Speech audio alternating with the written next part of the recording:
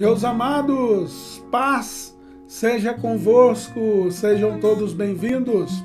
Hoje traremos mais um vídeo para vocês que nos acompanham no nosso canal. E nós falaremos sobre aquilo que a ciência chama de mal do século, que é a depressão. Nós vamos entender que na Bíblia Sagrada nós tivemos pelo menos 3 personagens que vivenciaram uma situação que talvez na época não existisse essa nomenclatura de depressão, mas que passou por um quadro similar, mas Deus acabou dando vitória. Mas antes de nós entrarmos no assunto específico do vídeo de hoje, que é a depressão, quero pedir para que você apoie o canal, curta o vídeo, compartilhe o vídeo com outras pessoas, faça um comentário aqui, porque fazendo isso você ajuda o nosso canal a crescer, você edifica a sua vida ouvindo uma palavra de Deus e você também nos auxilia a alcançar mais pessoas. Nós vamos estar disponibilizando aqui as nossas mídias sociais, o nosso canal do YouTube, a nossa página do Facebook e também o nosso Instagram. Lembrando que vamos colocar o link na descrição do vídeo. Esses nomes que apareceram aqui é o nome que você deve buscar quando estiver usando essas mídias sociais para que você possa nos encontrar, tá bom? Mas para facilitar, o link vai estar aqui na descrição. Caso você queira, basta você clicar que você vai ser direcionado para as nossas mídias sociais. Sem mais delongas, vamos para o vídeo. No decorrer da Bíblia Sagrada, nós temos alguns personagens que vivenciaram momentos muito difíceis. Eu tenho para mim que a dificuldade ela é inerente da nossa existência humana. Nós somos por natureza frágeis. Muitas das vezes, os nossos planos não acontecem como nós desejávamos.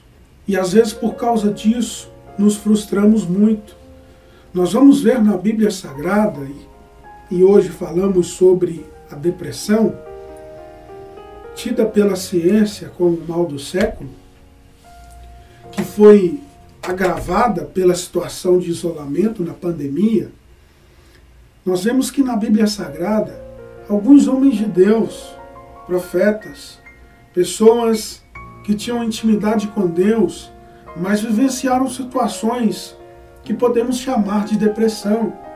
Como, por exemplo, o profeta Elias, o homem que era conhecido no seu tempo como profeta do fogo, o homem que orava e Deus respondia, mas em determinado ponto da sua vida se sentiu tão sozinho, tão solitário, tão abandonado pelas pessoas, que o texto bíblico vai nos dizer que Elias, em seu ânimo, desejou a morte. Nós vamos ver outros personagens que estiveram sozinhos, como Paulo, como Davi, depois de ter pecado contra Deus, estar em uma situação de profunda tristeza e amargura, quando seu filho se levanta para tentar tirar a sua própria vida e tomar o seu reino. Davi também se encontra em uma situação de profunda tristeza em seu coração. Nós vamos ver que às vezes nós vivenciamos dias muito difíceis. E eu acho que o maior erro do ser humano é tentar procurar, achar respostas, explicações, porquês. Por que eu estou vivendo isso? Por que eu estou vivendo aquilo? Na Bíblia Sagrada tem uma história tão interessante no Evangelho de Jesus, segundo João, no capítulo de número 9.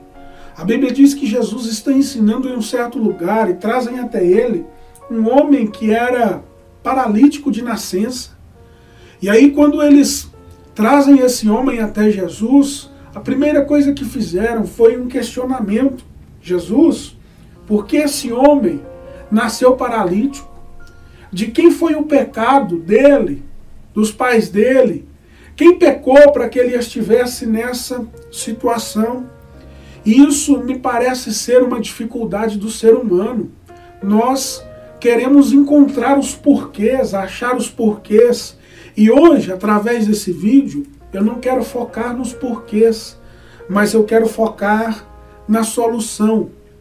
Eu quero trazer para você que vivencia um período de dificuldade, que vivencia talvez um período de depressão, eu quero trazer para você uma luz, eu quero trazer para você uma direção.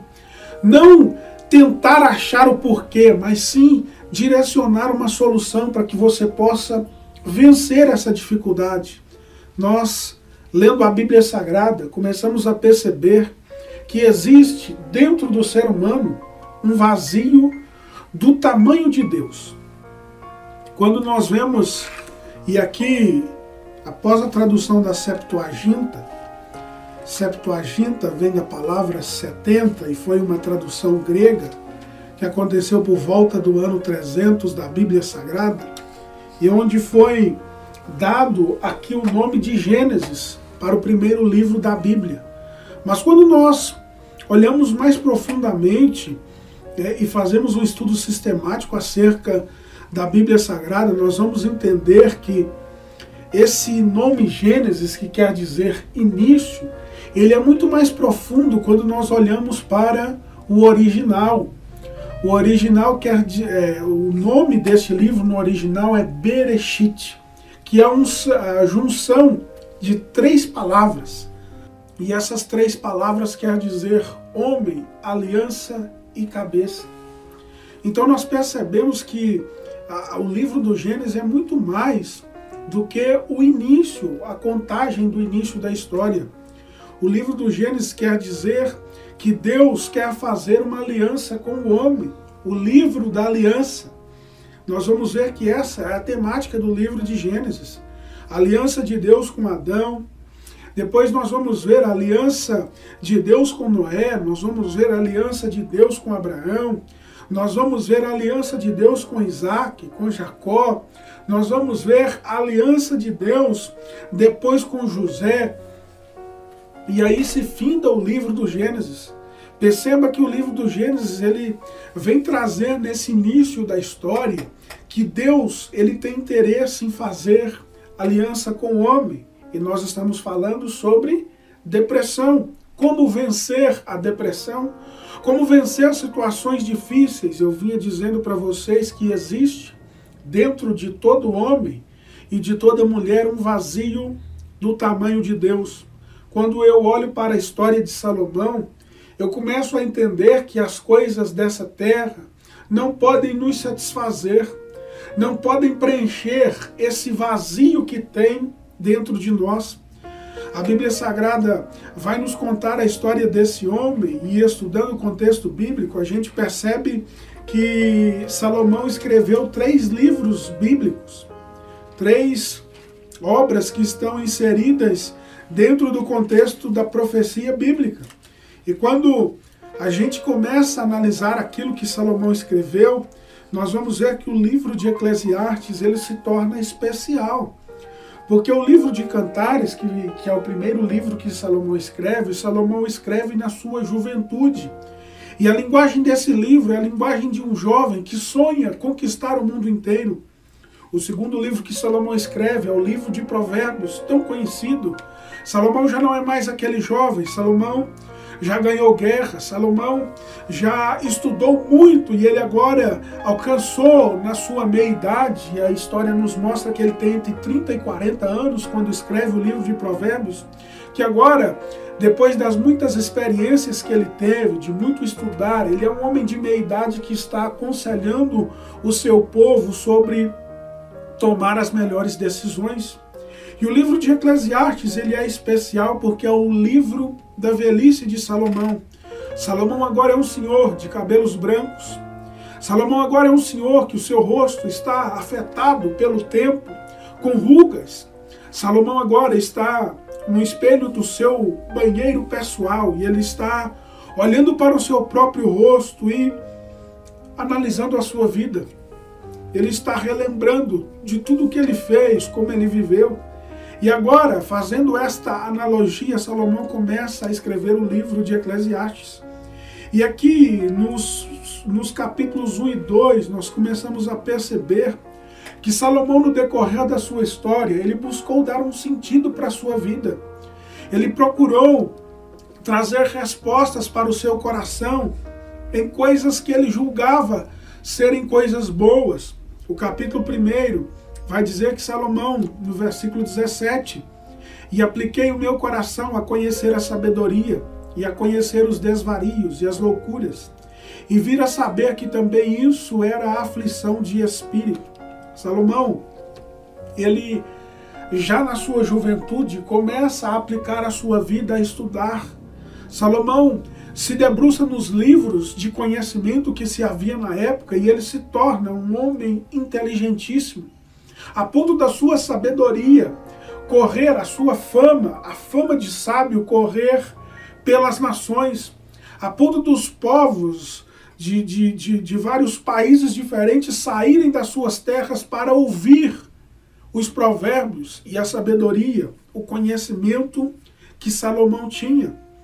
Mas a Bíblia Sagrada vai dizer, na sequência desse texto, que Salomão, depois de muitos anos estudando, ele começa a perceber que na sabedoria, versículo 18, porque na sabedoria há muito enfado, e o que aumenta em ciência, aumenta em trabalho. Salomão percebe que estudou muito, e isso lhe foi útil, lhe trouxe conhecimento, mas que isso também foi cansaço, ou seja, Salomão está dizendo que ele ser um homem muito inteligente não trouxe para ele um preenchimento daquele vazio que ele sentia, não trouxe para ele um sentido para a vida pelo qual ele buscava. Ele então vai seguir na sua busca, e no capítulo 2, versículo 1 está dizendo: disse eu no meu coração, ora vem, e eu te provarei com alegria, portanto gozo o prazer, mas eis que também isso era vaidade. Do riso disse, está doido, e da alegria disse, para que me serve esta? Salomão, após perceber que ele ser um homem muito inteligente, não preencheu o vazio que ele tinha dentro dele, ele começa a buscar esse preenchimento em outras coisas. E ele agora sendo rei, e ele agora sendo rico, ele começa a propiciar para ele momentos de alegria. E a história vai nos mostrar que Salomão aqui começa a fazer festas. Salomão começa a provar vinhos. Salomão começa a reunir-se com pessoas que ele gostava, que ele tinha amizade. Mas ele percebe que isso também não preenche o vazio dentro dele. Salomão vai continuar então a sua busca. Busquei no meu coração como me daria ao vinho, regendo, porém, o meu coração com sabedoria. Então perceba que Salomão agora começa a participar das festas da vida. E me parece que quando Salomão está na festa, tudo bem, ele está bebendo, está se alegrando, mas quando a festa passa, aquele vazio ainda está dentro dele. Salomão então, ele começa a pensar, a imaginar que se ele realizar os seus sonhos, Salomão começa então a pensar que se ele realizasse aquilo que era um desejo dele desde criança, a sua alma estaria satisfeita, o vazio dentro dele estaria preenchido. O versículo de número 4 vai dizer então: fiz para mim obras magníficas, edifiquei para mim casas, plantei para mim vinhas, fiz para mim hortas, jardins, plantei neles árvores de toda espécie de fruto, fiz para mim tanques de água, para regar com eles o bosque em que reverdeciam as árvores. Adquiri servos e servas, tive servos nascidos em casa, tive também grande possessão de vacas e ovelhas, mais do que todos os que houve antes de mim em Jerusalém. Amontoei para mim também prata e ouro e joias de reis e de províncias. Provi-me de cantores e de cantoras e das delícias dos filhos dos homens e de instrumentos de músicas de toda sorte. Engrandeci-me e aumentei mais do que todos os que houve antes de mim em Jerusalém. Perseverou também comigo a minha sabedoria, e tudo quanto desejaram os meus olhos não lhes neguei, nem privei o meu coração de alegria alguma. Mas o meu coração se alegrou por todo o meu trabalho, esta foi a minha porção de todo o meu trabalho. E olhei, e eis E olhei eu para as obras que fizeram as minhas mãos, como também o trabalho que eu trabalhando tinha feito, e eis que tudo era vaidade e aflição de espírito, e que proveito nenhum havia debaixo do sol. Perceba que Salomão então pensou, se eu realizar os meus sonhos, os meus desejos de infância, eu vou me sentir saciado, eu vou me sentir completo, eu vou me sentir feliz, a minha vida vai ter um sentido, vai ter um norte. Mas o texto está dizendo que agora Salomão vai realizar os seus sonhos. Salomão vai fazer vinhas no deserto, em terras secas. Salomão vai fazer obras magníficas, porque ele tinha o sonho, o desejo de deixar o seu nome gravado na história, a partir daquilo que ele construiu, fazer obras magníficas, fazer obras esplendorosas para que o povo lembrasse que Salomão fez aquela obra.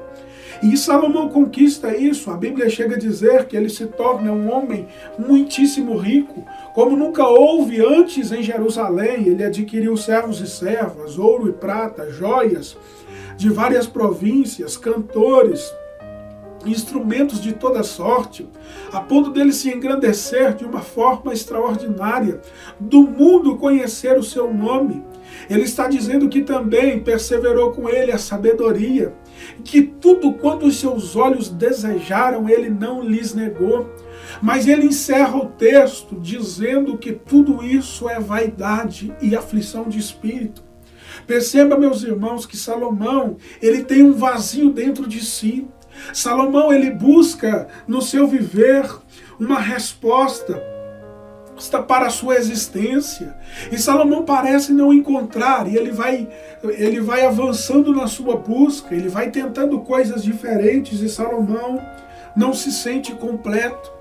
Salomão não sente aquela alegria, mesmo conquistando coisas que o seu coração desejava, mesmo se tornando um homem com muitas posses, mesmo se entregando às festas, mesmo fazendo coisas que o seu coração queria, sendo ele rei, mas a Bíblia diz que isso não trouxe para ele um sentido para a sua vida. Nós estamos falando sobre depressão. Nós estamos falando sobre o homem ter dentro de si um vazio do tamanho de Deus. Salomão, para nós não alongarmos muito esse vídeo, vai falar também no livro de Eclesiastes acerca do tempo, que há um tempo determinado para todo o propósito debaixo do céu. Tem tempo de plantar e tempo de arrancar o que se plantou. Tem tempo de matar e tempo de curar. Tem tempo de derribar e tempo de edificar. Tem tempo de chorar e tempo de rir. Tem tempo de chorar e tempo de saltar. Tem tempo de espalhar pedras e tempo de ajuntá-las. Tempo de buscar, tempo de perder. Salomão, ele aprendeu que a vida, ela tem inúmeras dificuldades. Ainda que você tenha posses, ainda que você tenha coisas que o seu coração deseja. Salomão vai encerrar essa obra no capítulo de número 12, dizendo que procurou o pregador, versículo 10 a seguir, procurou o pregador achar palavras agradáveis, e o escrito é a retidão, palavras de verdade. As palavras dos sábios são como aguilhões e como pregos bem fixados pelos mestres das congregações, que nos foram dadas pelo único pastor. E demais, filho meu, atenta, não há limites para fazer livros, e o muito estudar, enfado é da carne. De tudo o que se tem ouvido, o fim é temer a Deus e guardar os seus mandamentos, porque este é o dever de todo homem. Perceba, meus irmãos, que ele encerra o livro dizendo que o fim de tudo é temer a Deus e guardar os seus mandamentos. Eu disse que nós focaríamos nesse vídeo não na causa, mas na solução. E eu quero te dizer que a solução para esse vazio que você sente, ele está em Deus.